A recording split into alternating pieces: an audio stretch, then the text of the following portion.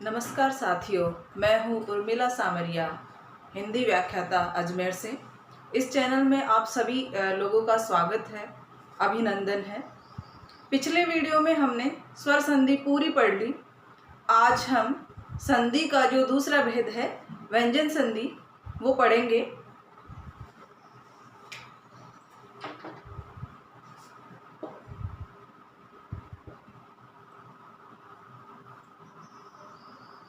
व्यंजन संधि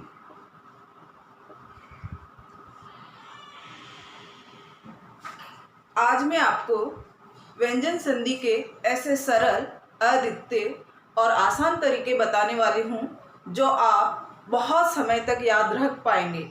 बहुत सारी किताबों में इस व्यंजन संधि के 18 से 20 नियम हैं, लेकिन हम इन नियमों को संक्षिप्त रूप में 7 या 8 नियमों में पढ़कर ही पूरा कर लेंगे। और मैं दावा करती हूँ कि आप व्यंजन संधि का एक भी प्रश्न गलत नहीं करोगे। तो हम पढ़ेंगे व्यंजन संधि। देखो, हम जब व्यंजन संधि का हमने जब डायग्राम देखा था, तो व्यंजन संधि में देखो क्या क्या मिल रहा था। एक तो व्यंजन में व्यंजन का मिलान हो रहा था, व्यंजन में व्यंजन का मिलान हो रहा था, स्वर में व्यंजन का मिलान हो रहा था, व्यंजन में स्वर का मिलान हो रहा था। आज हम वही इनके ही नियम पढ़ने वाले हैं। तो व्यंजन संधि का जो पहला नियम है वो इस प्रकार से है कि यदि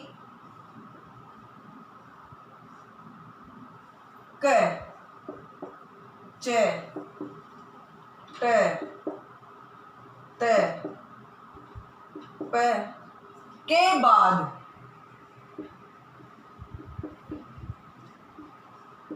कोई भी घोष व्यंजन आए,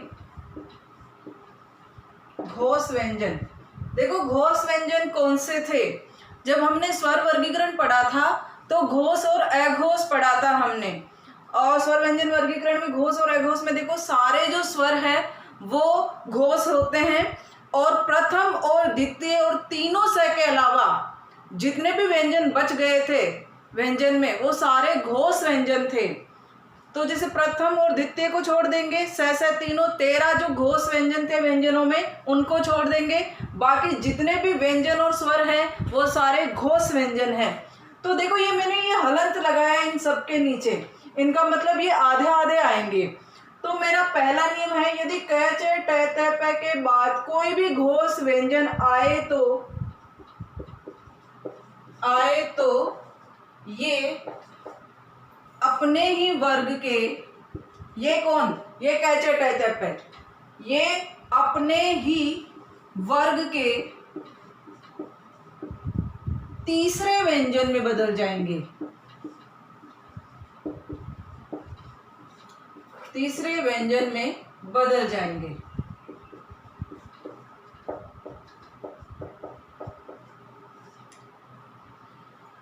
जैसे उदाहरण देखते हैं,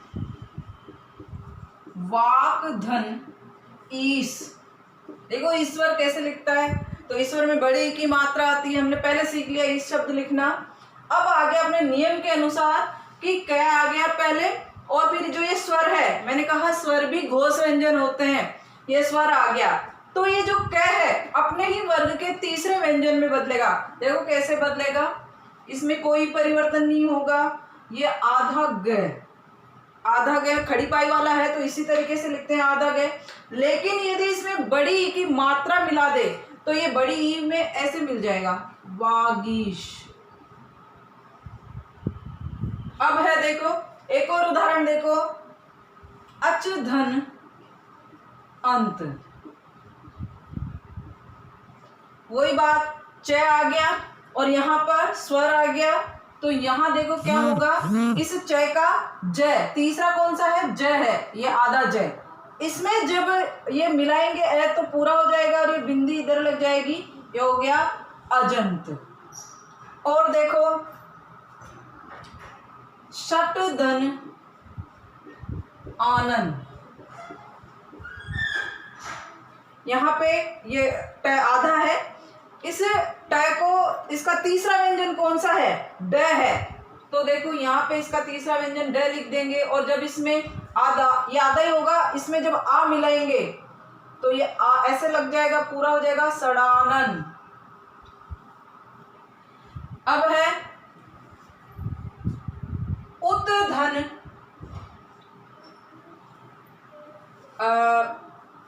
उत्धन भव। देखो इस तय का तीसरा व्यंजन कौन सा है? द। तो ये देखो आधा ध, और इसमें भव ऐसे कैसे मिल जाएगा? उद्भव। एक और देखते हैं, अपधन ज। अब इस प का तीसरा कौन सा है? प फ ब, ये बन गया अब्ज।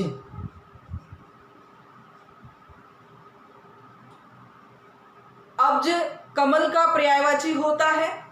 तो देखो अपन ने क्या पढ़ा, बिल्कुल इजी सा नियम है, और बहुत सारे, जैसे एक दो उदाहरण देख लो। दिक धन गज। अब ये भी यहाँ पे क्या आ गया? ये घोष व्यंजन आ गया ग, और इसका ये क्या अपने ही तीसरे व्यंजन में बदलेगा। ये लो ऐसे बदल देते हैं, ये ग आधा ही रहेगा। अब इसमें कोई स्वर नहीं मिल रहा, इसलिए आधा ही रहेगा, और ये ऐसे कैसे उतर जाएगा? दिग्गज। बहुत ही आसान तरीका, बहुत ही आसान नियम समझने में। यदि क च ट त प के बाद कोई भी घोष व्यंजन आए तो क च ट त प अपने ही वर्ग के तीसरे व्यंजन में बदल जाएंगे, और ये उदाहरण आपके सामने थे। आप स्क्रीनशॉट लेना चाहो तो इसका स्क्रीनशॉट ले सकते हो।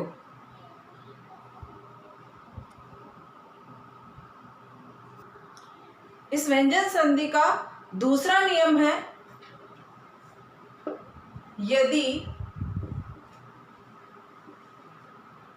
क च ट त प के बाद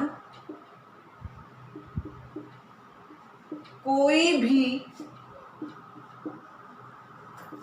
पंचम वर्ण आए, पंचम वर्ण आए। पंचम वर्ण आपको लिखाया हुआ है कौन कौन से? क का अंग, अय, अण, और त थ द ध न, प फ ब भ म। ये पांचवें जो वर्ण है वो पंचम वर्ण कहलाते हैं। के बाद कोई भी पंचम वर्ण आए तो ये अपने ही वर्ग के पंचम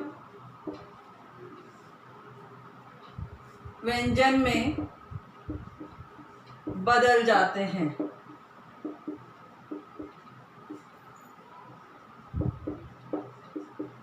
आपकी सुविधा के लिए मैं इनके सामने इनके पंचम लिख देती हूं।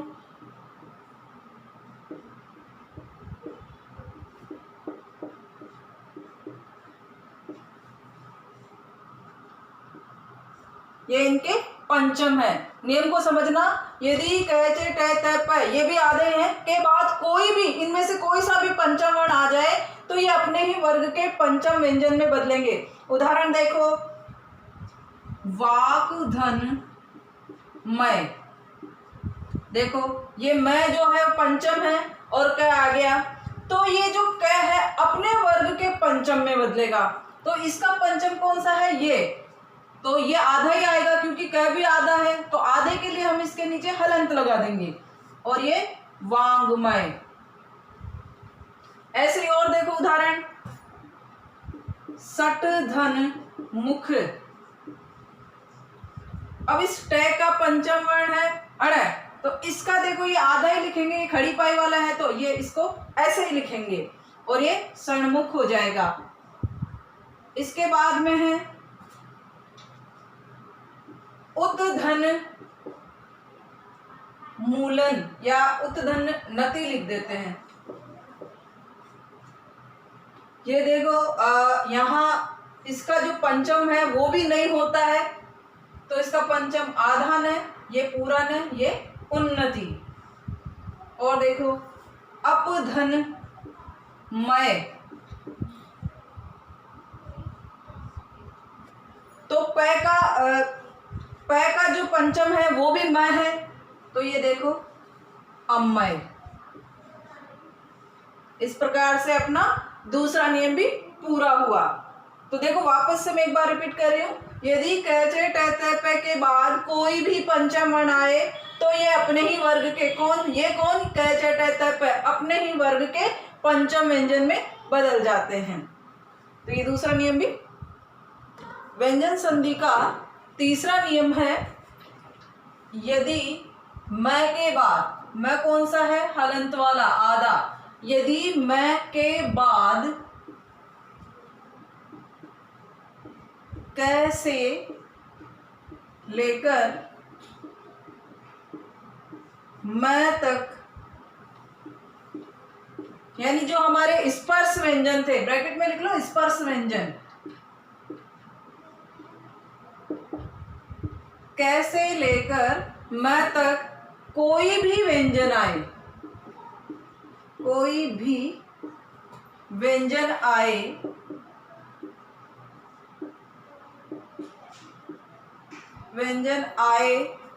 तो मैं आने वाले व्यंजन के पंचम में बदलेगा।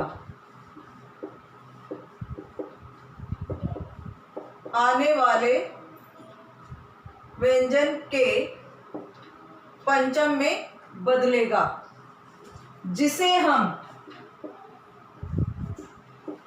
हम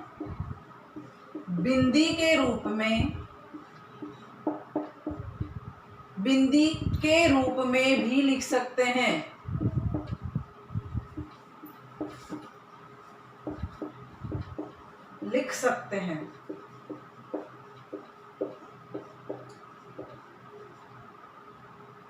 देखो दोबारा से नियम देखो, यदि मैं के बाद, आधा मैं है के बाद कैसे लेकर मैं तक स्पर्श व्यंजन कोई भी व्यंजन आए तो मैं आने वाले व्यंजन के पंचम में बदलेगा, जिसे हम बिंदी के रूप में भी लिख सकते हैं।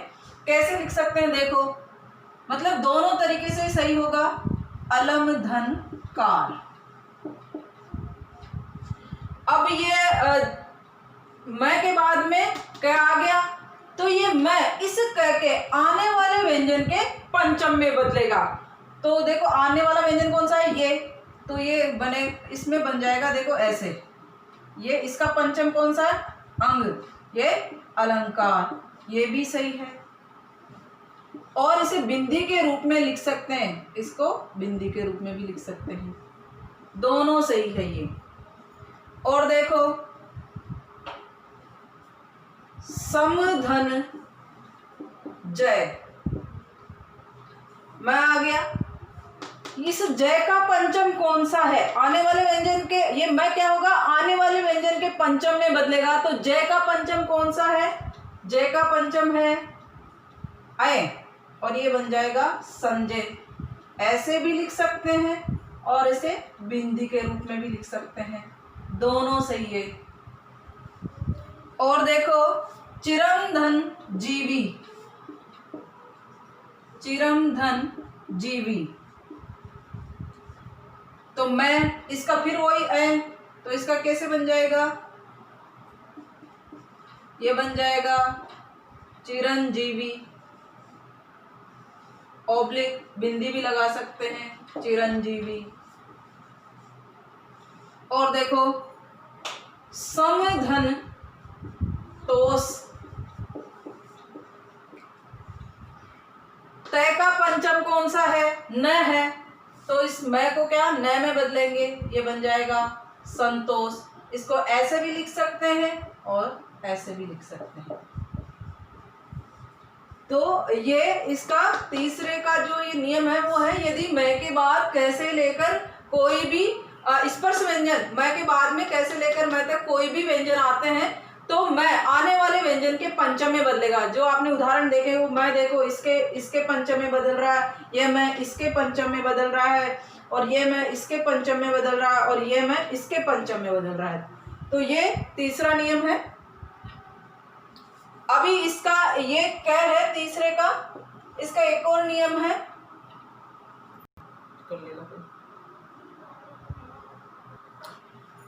तीसरे का जो ख नियम है, क्योंकि ये मैं का ही नियम है इसलिए इसका क और ख दो नियम बना दिए मैंने। देखो ख में यदि मैं के बाद, मैं हलंत वाला है, मैं के बाद ये र ल व स है आए तो मैं अनुस्वार में, अनुस्वार मतलब बिंदी, तो मैं अनुस्वार में बदलेगा। क्योंकि ये पंचम वर्ण है ही नहीं इनके, तो पंचम वर्ण में कैसे बदलेगा? ये डायरेक्ट अनुस्वार में, और ये अनुस्वार ही कहलाता, वो बिंदी थी और ये अनुस्वार है। अनुस्वार हमेशा ये र और स है के पहले ही लगाया जाता है। तो हमारा नियम भी क्या कह रहा है? यदि मैं के बाद में ये र स है आए तो मैं अनुस्वार में बदलता है। देखो कैसे, समधन यम। अब ये मैं बिंदी अनुस्वार में बदलेगा, बिंदी नहीं कहेंगे अनुस्वार, ये बन जाएगा ऐसे संयम। देखो समधन सार और ये बन जाएगा संसार। अब जो आप लोग ये लिख देते हो ना, इसको ये न नहीं है, ये म है। यहाँ पे बहुत जने ऐसे लिख देते हैं, संयम गलत है ये, क्योंकि ये पंचम वर्ण नहीं है, अनुस्वार है ये, और अनुस्वार को हम बिंदी में, वैसे ही संसार को आप ऐसे नहीं लिख सकते, क्योंकि ये पंचम वर्ण नहीं होकर क्या है? अनुस्वार है। और देखो समधन विधान, ये हो गया संविधान। ये पंचम वर्ण न होकर के क्या है? अनुस्वार है। और है जैसे समधन योग, ये है संयोग। तो ये इसका ख नियम था। क वाला आपने पढ़ लिया। ख वाला है यदि मैं के बाद में ये रे है आए तो मैं अनुस्वार में बदलेगा। अनुस्वार देखो बिंदी के रूप में ऊपर लगाया जाता है। ये पंचम वर्ण नहीं है, केवल अनुस्वार है, तो अनुस्वार में हम ये उदाहरण है। तो ये तीसरा नियम पूरा हुआ। व्यंजन संधि का चौथा नियम है यदि तय के बाद ध्यान में रखना, शब्द ही बना लो, ज ल च ट ड, ये हलंत नहीं, ये कोमा है। ये यदि ये हलंत है, ये त आधा, यदि आधे त के बाद ज ल च टड, शब्द भी याद कर सकते हो, जलच टड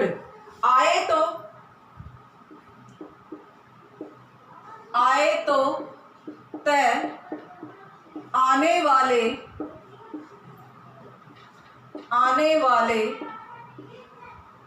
व्यंजन में बदलेगा। देखो कैसे, पहला ही जो उदाहरण है शब्द शुद्धि में बहुत ज्यादा पूछा जाता है, उत धन ज्वल। देखो ज्वल शब्द सबको लिखना आता है लेकिन उज्ज्वल लिखना नहीं आता है।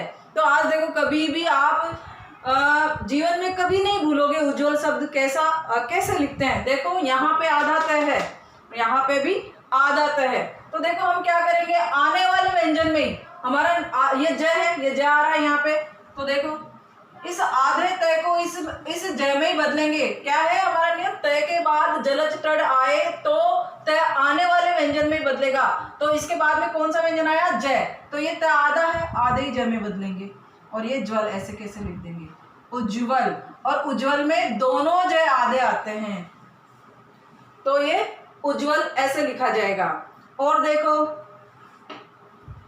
उत धन लेख, अब तय के बाद में ल आ गया, ल भी हमारे नियम में है, तो तो ये तय किस में बदलेगा, इसी में बदलेगा, लेकिन यहाँ पर तय आधा है तो आधा ही बदलेगा, यानी आधे ही व्यंजन लिखा जाएगा ले, आधा ले, और ये उल्लेख। और देखो तत् धन टीका, अब ये ट आ गया और ये तय, तो हमारे नियम में है ट भी, तो ये हो जाएगा तट्टिका। ऐसे भी लिख सकते हैं इसको, ऐसे भी लिख सकते हैं, तट्टिका, दोनों ही सही है। और देखो उत धन चारण, च है हमारे, ये तय इसी व्यंजन में बदलेगा, च में आने वाले व्यंजन में, तो ये आधा च क्योंकि आधा ही है तय, उच्चारण। एक है उत धन डयन,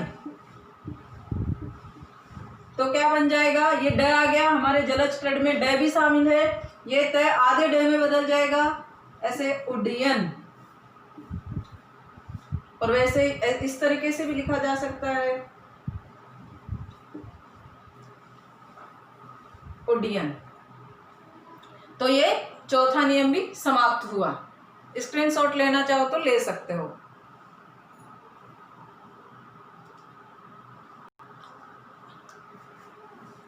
संधि का पांचवा नियम है, यदि तय के बाद है आए, तय के बाद है आए तो ये तय तो बदलेगा द में और ये है बदलेगा ध में। एक तो ये पांचवे का ये नियम है, यदि तय के बाद है आए तो तय तो द में और है ध में बदलेगा।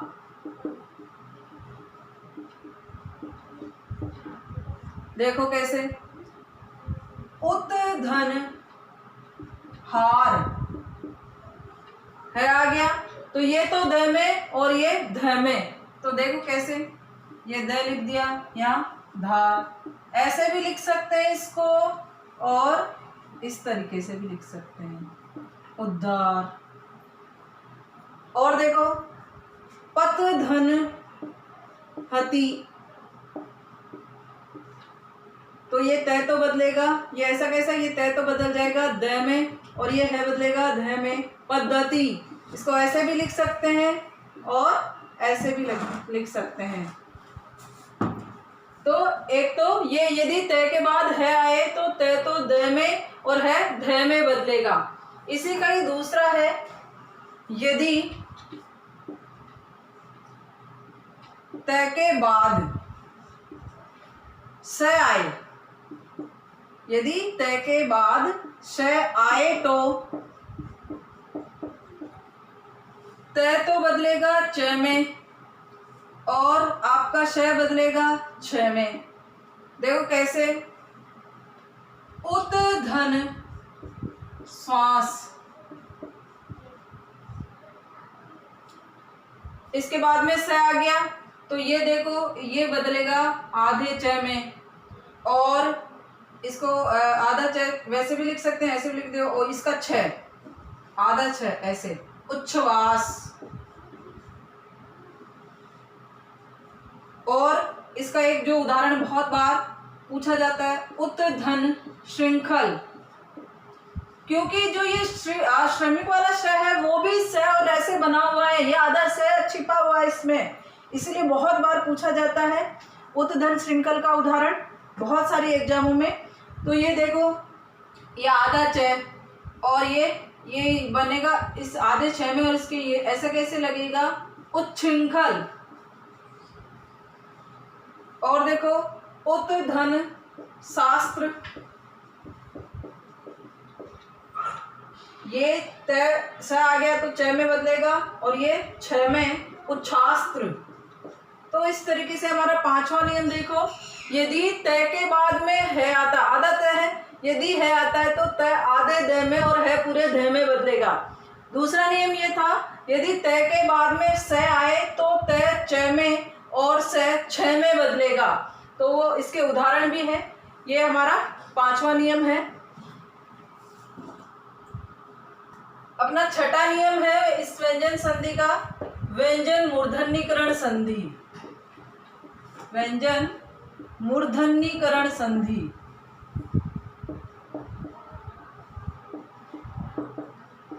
देखो व्यंजन मूर्धन्यीकरण संधि को हम देखो, न तो बदलता है अण में, स बदलता है षटकोण वाले स में, स्थ बदलता है स्ठ में।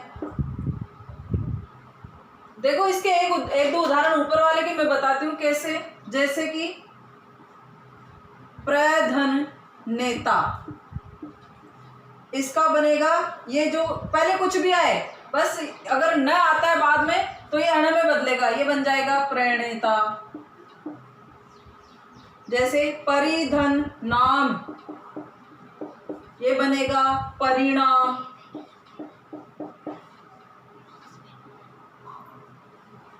एक है प्रधन नाम, प्रणाम। तो ये इसके न का अण वाला उदाहरण है। अब ये स और स्थ कब बदलेगा, इसका मैं आपको नोट लगा के लिखवा देती हूं। यदि पहले ई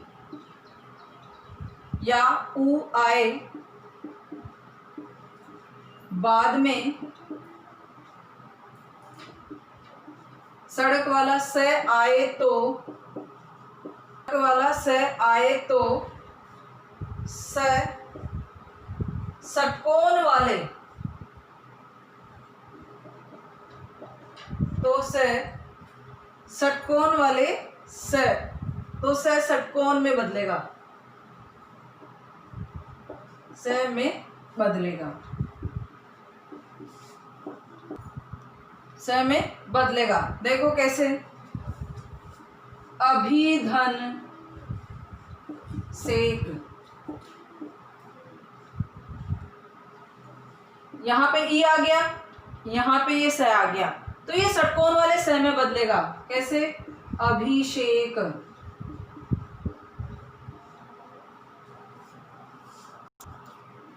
निधन सेध, तो ये बनेगा निषेध।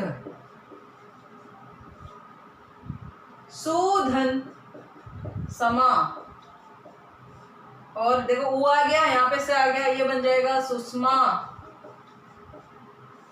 आपको मैं संधि विच्छेद करे हुए के शब्द बना रही हूं, तो आपको शब्द बनाने में भी आसानी रहेगी कि अभिषेक के टुकड़े करते वक्त ये षटकोण वाला स आकर के सड़क वाला स आएगा।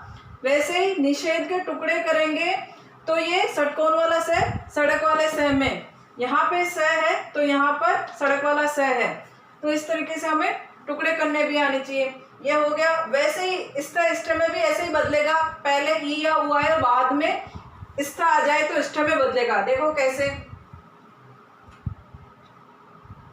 युधि धन स्थिर, ये बनेगा, देखो ई आ गया, ये ऐसा कैसा रहेगा, और ये स्थ में बदल जाएगा, युधिष्ठिर। शुद्ध शब्द होता है युधिष्ठिर, बहुत बार परीक्षाओं में पूछा गया युधिष्ठिर। अनुधन स्थान, अनुष्ठान।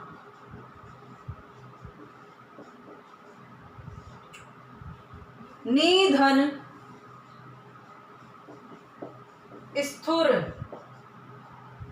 स्थ आ गया, ई की मात्रा, तो ये हो जाएगा निष्ठुर। और देखो निधन स्था बन जाएगा निष्ठा। वैसे प्रतिधन स्था प्रतिष्ठा बनेगा। तो इस तरीके से ये व्यंजन मूर्धन्यीकरण संधि है।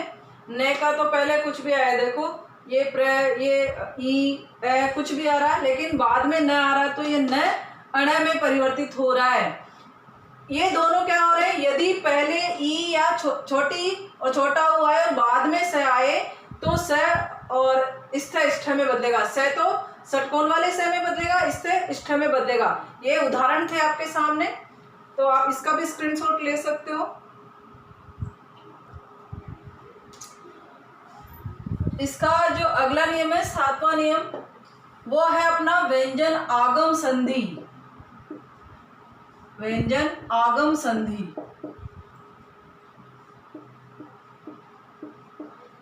देखो व्यंजन आ जाएंगे इसमें, पहले से थे उनमें से और ऐड हो जाएंगे। तो वो कौन कौन से होंगे? एक तो सड़क वाला से, षटकोण वाला से, हलंत वाले हैं ये, और ये च, इनका आगमन होगा। पर कब होगा वो देखो नियम। पहला नियम है इसका, देखो, यदि पहले परि उपसर्ग आ जाए, पहले परि उपसर्ग आ जाए,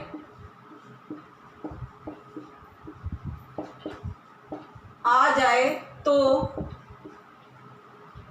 षटकोण वाले स का उपसर्ग आ जाए और बाद में क्री धातु,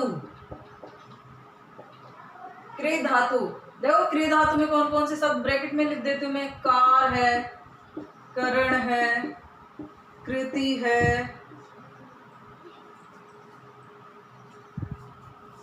कृत है, ऐसे शब्द क्री धातु के अंतर्गत आते हैं। कार, करण, कृति, कृत।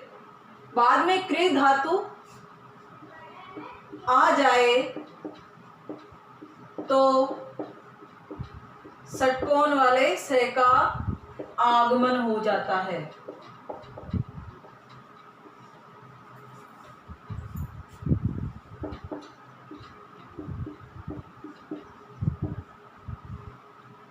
देखो कैसे, परिधन कार,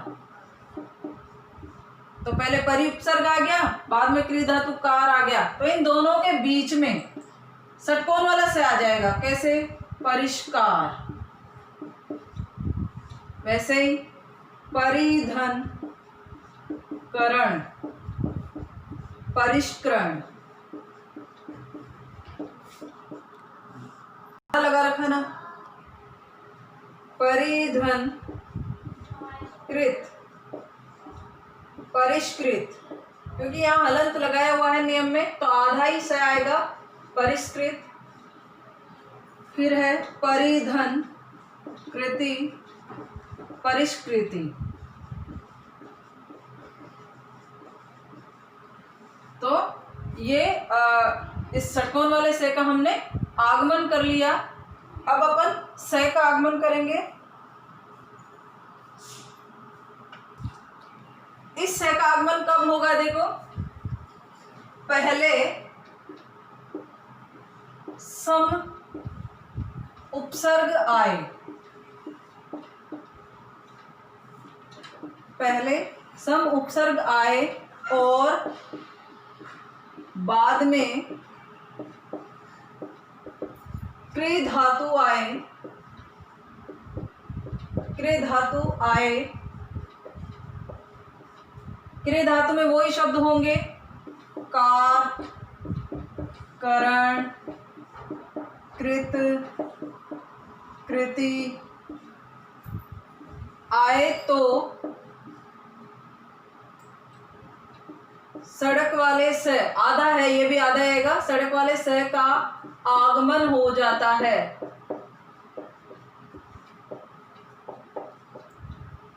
हो जाता है। देखो उदाहरण है, समधन कार। देखो इस मैं को हमने जब पढ़ा था, इसको हम बिंदी के रूप में भी लिख सकते हैं। देखो ऐसे समधन, और इन दोनों के बीच में हम किसका? स का आगमन कर देंगे, संस्कार। देखो समधन करण, इसको ऐसे लिख देंगे, ये तो बिंदी हो जाएगा, बिंदी के रूप में लिख सकते हैं हम। जो हमने तीसरा नियम पढ़ा था उसको बिंदी के रूप में लिख सकते हैं। और इन दोनों के बीच में से का आगमन कर देते हैं, आधा से आएगा संस्करण। फिर है समधन कृत, संस्कृत, ये बिंदी हो जाएगा आधा से, और संस्कृत, समधन कृति, संस्कृति। तो इसमें समुपसर्ग देखो, षटकोण वाले स में परि उपसर्ग और कृ धातु आ रहा था। इस सड़क वाले स में पहले समुपसर्ग आ रहा है और उसके बाद में कृ धातु। तो फिर स का आगमन। अब करेंगे च का आगमन।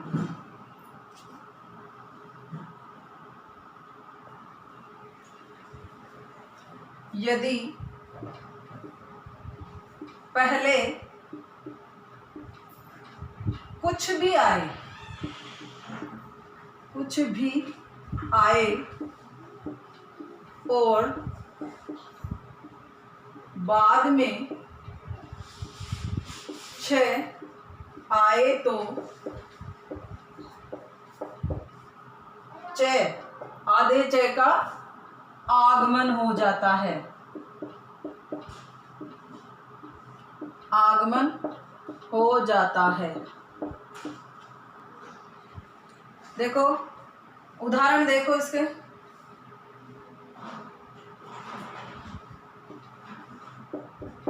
आधन छाधन, तो इसमें पहले कुछ भी, ये छ आ गया तो च का आगमन हो गया, ये बन जाएगा आच्छादन।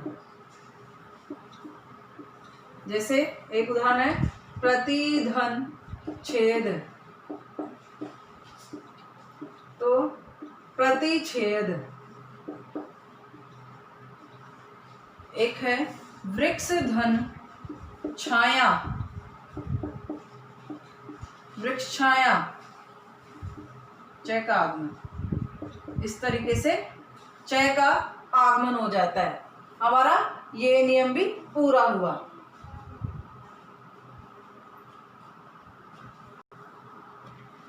एक अगला नियम है इसका, व्यंजन लोप संधि। देखो अभी तक आ रहे थे, अब लुप्त होंगे, व्यंजन लोप संधि।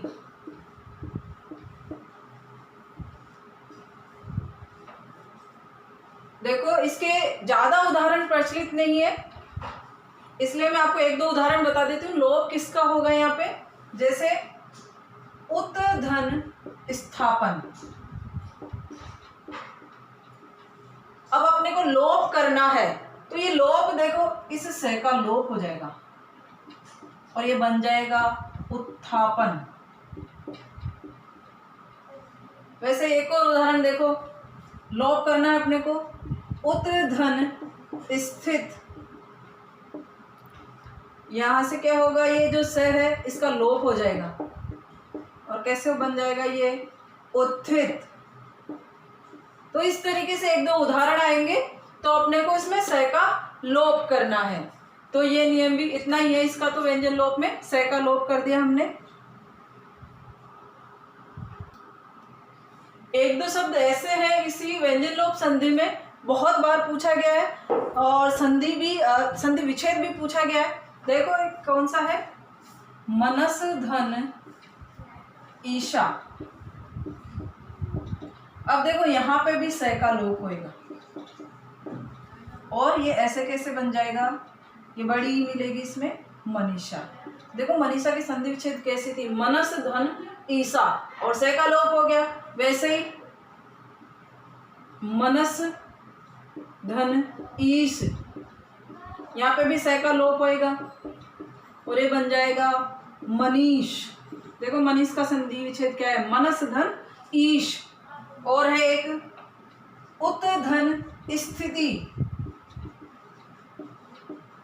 वही हो जाएगा उत्थिति। तो इस तरीके से ये व्यंजन लोप संधि थी।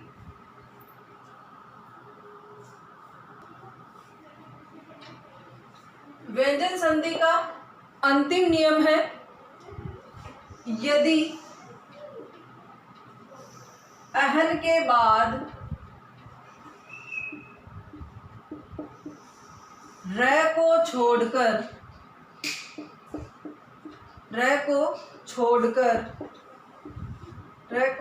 छोड़कर कोई भी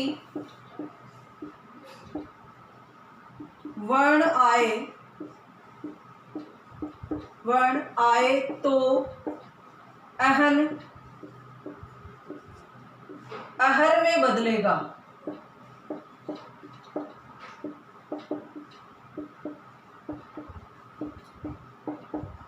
और यदि र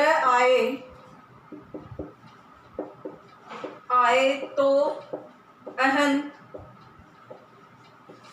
अहो में बदलेगा।